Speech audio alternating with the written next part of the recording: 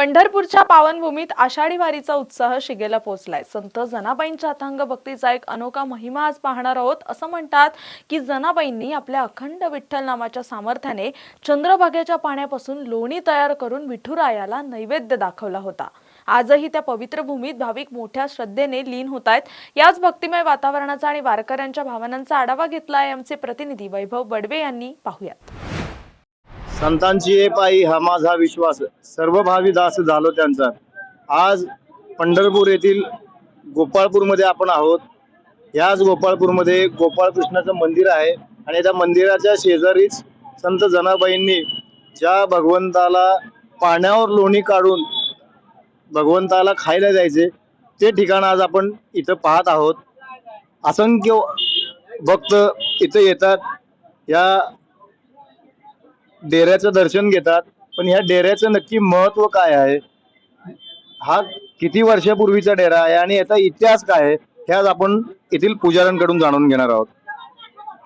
रामकृष्ण हरी। रामकृष्ण हरी। काय आख्यायिका आहे नक्की? इथं संत जनाबाईंनी पाण्यावर लोणी काढलेलं ठिकाण आहे।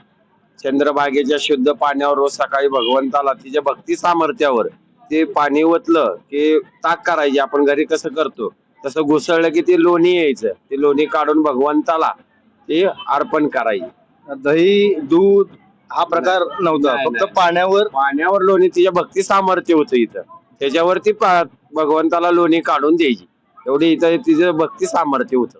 असं इथलं आहे। आणि संत सखुबाई समाधी आहे आणि मीराबाई गजानन गणपती आतमध्ये दर्शन आहे। कुठल्याही कार्यात गेलं तर आपल्याला पहिल्यांदा गणपतीचं दर्शन असतं, तसं इथं प्रथम दर्शन गणपतीचं आहे। तर हा इतिहास कधीचा आहे, किती? हा 700 वर्षापूर्वीचा इतिहास आहे। आम्हाला आमच्या वाडवडील सगळ्यांनी सांगितलं तसं तसं ते 700 वर्षापूर्वीचा आहे आणि हा जुना आहे।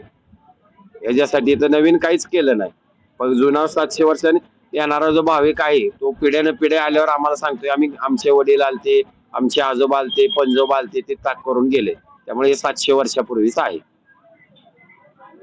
ज्या संतांचं इतकं मोठं सामर्थ्य होतं पाण्यावर लोणी काढणे, हा हा जो भक्ती संगम होता तो खरंच खूप वागण्याजोगा आहे। आज असंख्य भक्त इथे येऊन दर्शन घेऊन जातात। खरं तर संत जनाबाई ह्या भगवंताच्या खूप लाडक्या भक्त होत्या। 700 वर्षापूर्वीची ही परंपरा आहे। संत जनाबाई ह्या चंद्रभागेच्या नदीवर जाऊन पाणी घेऊन इथे यायच्या, या डेऱ्यामध्ये त्या पाण्यावर लोणी काढायच्या आणि भगवंताला खायला द्यायच्या। असाच एक त्यांचा भक्ती संगम असा होता की ते ज्या वेळेस गौऱ्या थापायचे, त्या गौऱ्यामध्ये सुद्धा त्या गौऱ्यातून सुद्धा विठ्ठल विठ्ठल विठ्ठल असा आवाज यायचा। तर हा होता संतांचा महिमा।